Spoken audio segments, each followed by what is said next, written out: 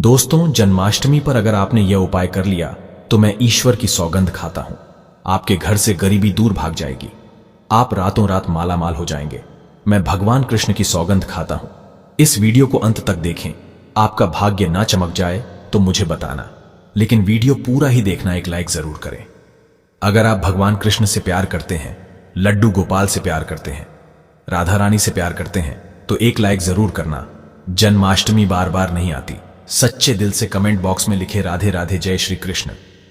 दोस्तों, पंचांग के अनुसार इस साल भाद्रपद माह के कृष्ण पक्ष की अष्टमी तिथि की शुरुआत 26 अगस्त की रात 3:39 पर होगी। 27 अगस्त रात 2:19 पर इसका समापन होगा।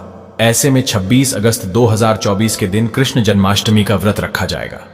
हर साल भाद्रपद मास के कृष्ण पक्ष की अष्टमी तिथि को कृष्ण जन्माष्टमी के रूप में मनाया जाता है। द्वापर में श्री कृष्ण परम पुरुषोत्तम भगवान का जन्म भाद्रपद की अष्टमी तिथि रोहिणी नक्षत्र और चंद्रमा वृषभ राशि में मध्य रात्रि में हुआ। उनके जन्म लेते ही दिशाएं स्वच्छ व प्रसन्न एवं समस्त पृथ्वी मंगलमय हो गई थी। विष्णु के अवतार श्री कृष्ण के प्रकट होते ही जेल की कोठरी में प्रकाश फैल गया। कृष्ण के प्राकट्य से स्वर्ग में देवताओं की दून दुबिया अपने आप बज उठी तथा सिद्ध और चारण भगवान के मंगलमय गुणों की स्तुति करने लगे। दोस्तों, जन्माष्टमी व्रत का महत्व। शास्त्रों में जन्माष्टमी के व्रत को 1000 एकादशी व्रत के समान माना गया है। 100 बार गंगा स्नान करने का जो पुण्य मिलता है, मात्र जन्माष्टमी का व्रत करने से प्राप्त हो जाता है। जाप का अनंत गुना फल देने वाला जन्माष्टमी के दिन ध्यान, जाप और रात्रि जागरण का विशेष महत्व है। इसलिए जन्माष्टमी की रात में जागरण करके भगवान के भजन कीर्तन करने चाहिए।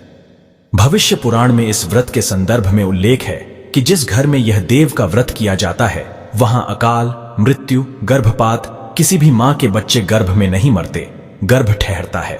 वैधव्य, दुर्भाग्य तथा कलह नहीं होती। जो एक बार भी इस व्रत को करता है, उसे श्री कृष्ण का आशीर्वाद प्राप्त होता है। वो प्राणी संसार के सभी सुखों को भोग कर विष्णु लोक में निवास करता है। जन्माष्टमी पूजन विधि। हिंदू धर्म में भगवान श्री कृष्ण की पूजा सभी संकटों से निकालकर सुख, समृद्धि और सौभाग्य का वरदान देने वाली मानी गई है। जन्माष्टमी के दिन प्रातः जल्दी उठकर स्नान आदि से निवृत्त होकर स्वच्छ वस्त्र धारण करें।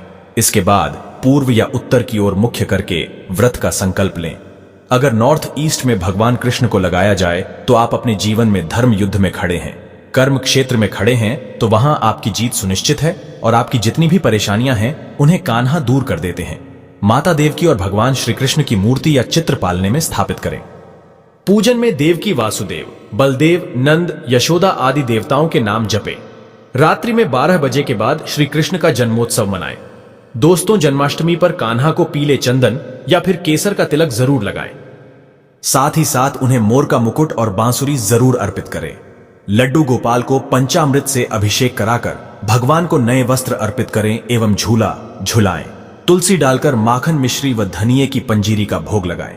तत्पश्चात आरती करके प्रसाद को वितरित करें।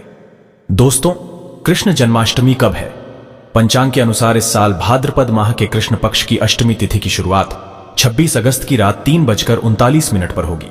27 अगस्त रात 2:19 पर इसका समापन होगा। ऐसे में 26 अगस्त 2024 के दिन कृष्ण जन्माष्टमी का व्रत रखा जाएगा। कृष्ण जन्माष्टमी की पूजा मध्य रात्रि की जाती है।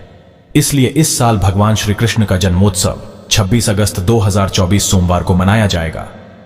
दोस्तों, चलिए जानते हैं जन्माष्टमी पर श्री कृष्ण की जन्म कथा। दोस्तों, जन्माष्टमी की यह कथा चुपके से भी सुनने से समस्त तकलीफें, बीमारियां सब समाप्त हो जाती हैं। पितृदोष, मंगल दोष, काल सर्पदोष, शनि दोष तुरंत ठीक हो जाते हैं। आइए सुनते हैं जन्माष्टमी की कथा। दोस्तों, पौराणिक कथाओं के अनुसार भाद्रपद महाकृष्ण पक्ष की अष्टमी तिथि को भगवान कृष्ण ने माता देवकी की 8वीं संतान के रूप में जन्म लिया था। कृष्ण जी का जन्म मथुरा में कंस के कारागार में हुआ था। माता देवकी राजा कंस की बहन थी। कंस को सत्ता का लालच था। उसने अपने पिता राजा उग्रसेन की राजगद्दी छीनकर उन्हें जेल में बंद कर दिया था और स्वयं को मथुरा का राजा घोषित कर दिया था। राजा कंस अपनी बहन देवकी से बहुत प्रेम करते थे। उन्होंने अपनी बहन का विवाह वासुदेव से कराया था। लेकिन जब वह मां देवकी को विदा कर रहा था, तभी एक आकाशवाणी हुई कि देवकी का 8वां पुत्र कंस की मौत का कारण बनेगा। यह सुनकर कंस डर गया। उसने तुरंत अपनी बहन और उनके पति वासुदेव को जेल में बंद कर दिया। उनके आसपास सैनिकों की खड़ी पहरेदारी लगा दी। कंस अपनी मौत के डर से देवकी और वासुदेव के साथ संतानों को मार चुका था। कृष्ण जी का जन्म इसके बाद भाद्रपद महाकृष्ण पक्ष की अष्टमी तिथि को रोहिणी नक्षत्र अंधेरी रात में भगवान कृष्ण ने देवकी की 8वीं संतान के रूप में जन्म लिया। श्री कृष्ण के जन्म लेते ही कोठरी प्रकाशमय हो गई। आकाशवाणी हुई कि विष्णु जी ने कृष्ण जी के अवतार में देवकी के कोख में जन्म लिया है। उन्हें गोकुल में बाबा नंद के पास छोड़ आए और उनके घर एक कन्या जन्मी है। उसे मथुरा लाकर कंस को सौंप दे। कान्हा चले गोकुल धाम। आकाशवाणी सुनते ही वासुदेव के हाथों की हथकड़ी खुल गई। सभी पहरेदार सोने लगे। कान्हा को एक टोकरी में बाल गोपाल को रखकर सिर पर रख लिया और गोकुल की ओर चल पड़े। कान्हा को गोकुल धाम ले जाने में वासुदेव को कई मुसीबतों का सामना करना पड़ा। यमुना नदी कृष्ण जी के चरणों को स्पर्श करने के लिए उफान पर आ गई, लेकिन चरण स्पर्श के बाद वो फिर से शांत पड़ गई। वो कान्हा को बाबा नंद के पास छोड़ आए और गोकुल से कन्या को लेकर वापस लौट आए। जेल अपने आप बंद हो गया और उनके हाथों में हथकड़ियां लग गईं। कन्या के रोने की आवाज सुनते ही सभी पहरेदार उठ गए। कंस बंदीगृह आया। वो कन्या को देवकी और वासुदेव की 8वीं कन्या समझ उसे मारने चला, लेकिन वो आकाश में उड़ गई और फिर से आकाशवाणी हुई कि कंस को मारने वाला अब इस दुनिया में पैदा हो चुका है। बाबा नंद और उनकी पत्नी मां यशोदा ने कृष्ण जी का पालन पोषण किया। राजा कंस ने कृष्ण जी का पता लगाकर उन्हें मारने की खूब कोशिश की, लेकिन कंस की सारी कोशिशों विफल हुई और कृष्ण जी को कोई मार नहीं सका। अंत में श्री कृष्ण ने कंस का वध किया। राजा उग्रसेन को फिर मथुरा की राजगद्दी सौंप दी। इस तरह से जन्माष्टमी की व्रत कथा पूरी हुई। दोस्तों, आगे बढ़ने से पहले कमेंट बॉक्स में अपनी राशि भी डाल दीजिएगा। यदि हमारे पास कोई उपाय होगा तो वो आकर हम आपके कमेंट के रिप्लाई में बता देंगे। दोस्तों, जन्माष्टमी पर भूल कर भी ना करें। ये गलतियां तुलसी को लेकर ना करें। ये गलती जन्माष्टमी के दिन भूल कर भी तुलसी की पत्तियां तोड़ने से बचना चाहिए।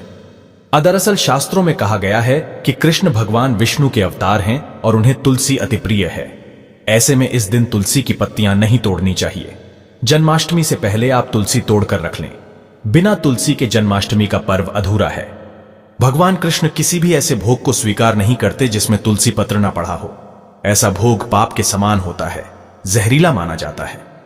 चावल खाना, ये बात तो सभी जानते हैं कि एकादशी के दिन चावल नहीं खाने चाहिए, लेकिन बहुत ही कम लोग जानते हैं कि जन्माष्टमी के दिन भी चावल को खाना वर्जित होता है। चाहे आप व्रत रखें या ना रखें, लेकिन जन्माष्टमी के दिन चावल खाना शुभ नहीं माना जाता। तामसिक भोजन जन्माष्टमी के दिन तामसिक भोजन वर्जित माना जाता है। ऐसे में इस दिन मांस, मदिरा, प्याज और लहसुन नहीं खाना चाहिए। इस दिन गलती से भी लहसुन प्याज का खाना कभी मत बनाना, क्योंकि राहु केतु के कारण ही लहसुन प्याज की उत्पत्ति हुई है और भगवान विष्णु और राहु केतु के बीच में भीषण शत्रुता होती है। अनादर करना, भगवान कृष्ण के लिए सभी भक्त एक समान होते हैं। ऐसे में इस दिन किसी भी व्यक्ति का अनादर करने से बचना चाहिए। एक बार भगवान कृष्ण के भक्त ने एक व्यक्ति का अपमान कर दिया था। उसी क्षण भगवान कृष्ण ने अपने भक्त को श्राप दिया था। इसीलिए किसी का भी अपमान ना करें। गाय को सताना, गाय भगवान कृष्ण को बहुत ही प्रिय है, क्योंकि कृष्ण अवतार में उनका पालन पोषण एक ग्वाले के घर में हुआ था। ऐसे में जन्माष्टमी के दिन किसी भी गाय और बछड़े को भूलकर भी नहीं सताना चाहिए। भगवान कृष्ण गाय को सबसे प्रिय मानते हैं। गाय माता को सबसे ज्यादा प्यार करते हैं। इसीलिए गाय को इस दिन रोटी, फल वगैरह मिठाई अवश्य खिलाएं। जन्माष्टमी के दिन केवल सात्विक खाना खाएं। जन्माष्टमी व्रत में दूध और दही जरूरी है। व्रत के दौरान ताजे फलों के शेख, लस्सी, छाछ या दूध का मजा ले सकते हैं। नारियल पानी पी सकते हैं।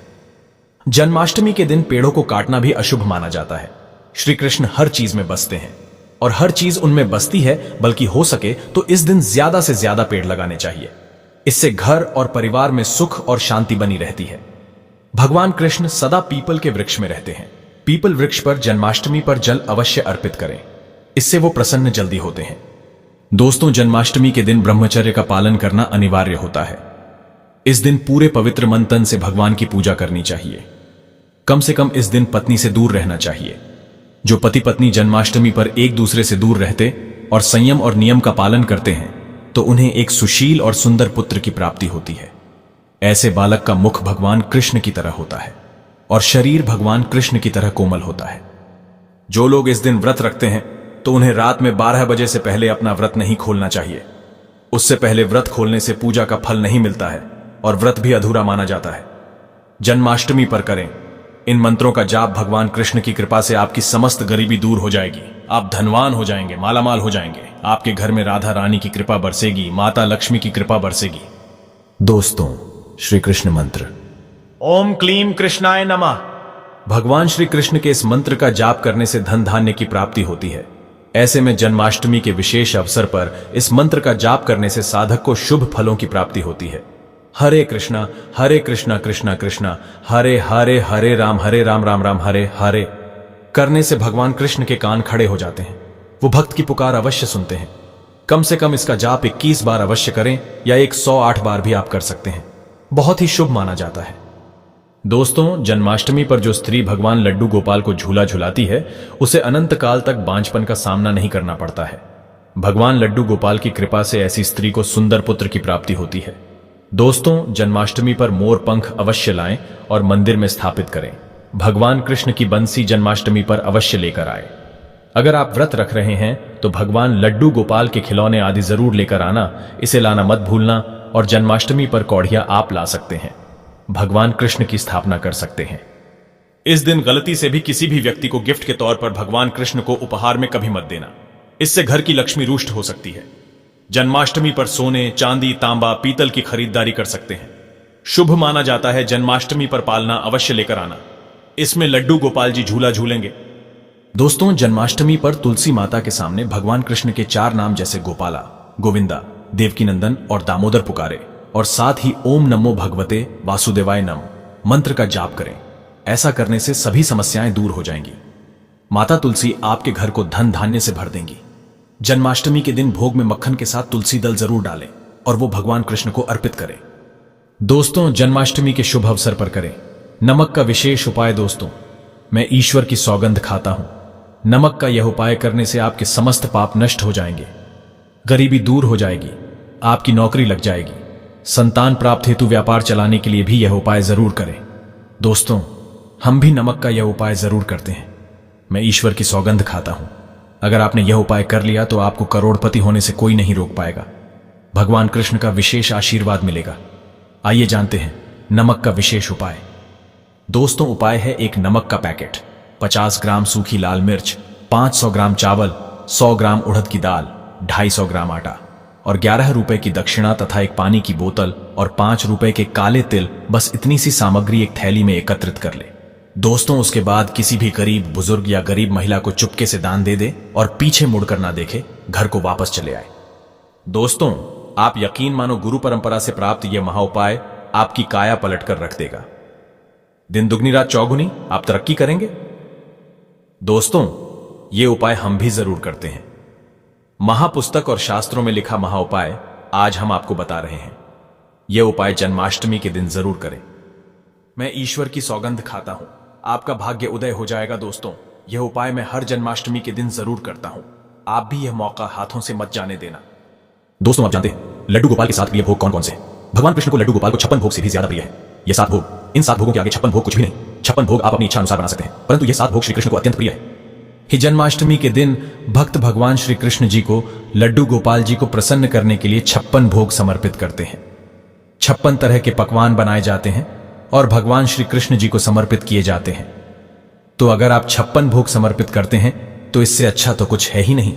56 भोग हो सके तो आप जरूर समर्पित करें, लेकिन अगर आपके पास इतना समय और सामर्थ्य नहीं है कि आप 56 भोग समर्पित कर पाए, तो फिर ऐसे में क्या करें जिससे कि हमारे कृष्ण भगवान, हमारे लड्डू गोपाल प्रसन्न हो जाए।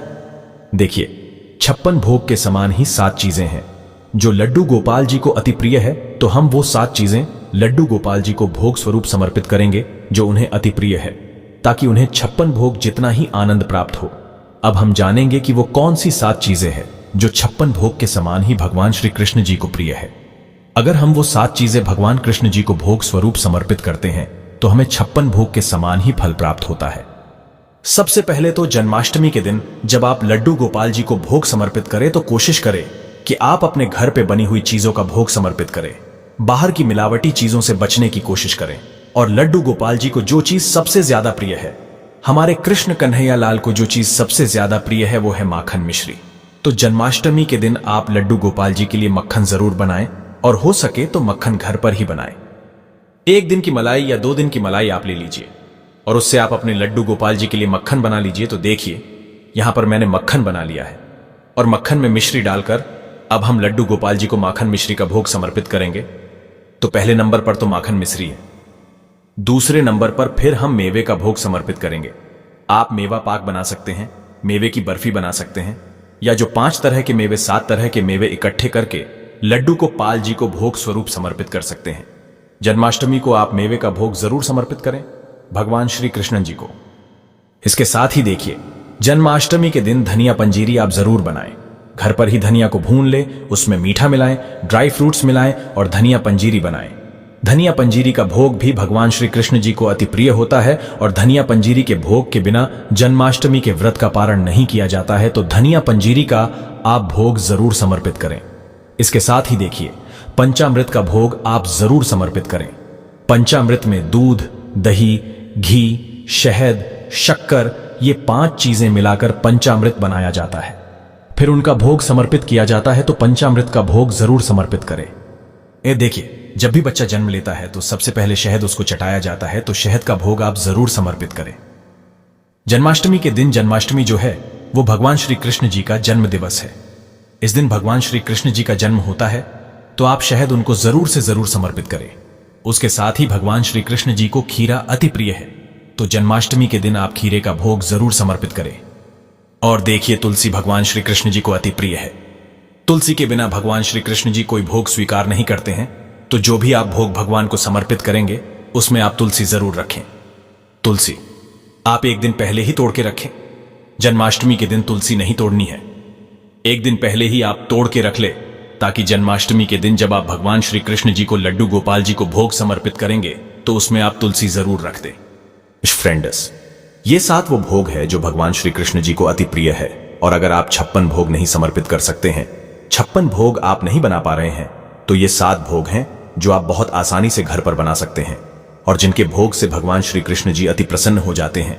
तो इस जन्माष्टमी आप भी ये 7 भोग भगवान श्री कृष्ण जी को आपने लड्डू गोपाल जी को जरूर समर्पित करें। और जन्माष्टमी की पूजा कैसे की जाती है, सामग्री क्या चाहिए होती है, जन्म कैसे कराया जाता है, इन सभी विषयों पर वीडियो चैनल पर आ चुके हैं। सभी का लिंक मैं आपको डिस्क्रिप्शन में दे दूंगा, उन्हें भी आप एक बार जरूर देखना। और अगर ये वीडियो आपको पसंद आई हो, वीडियो अगर आपके लिए यूजफुल हो, तो प्लीज वीडियो को लाइक कर देना और चैनल को सब्सक्राइब कर लेना। फिर मिलते हैं किसी और वीडियो के साथ, तब तक के लिए जय श्री कृष्णा, राधे राधे।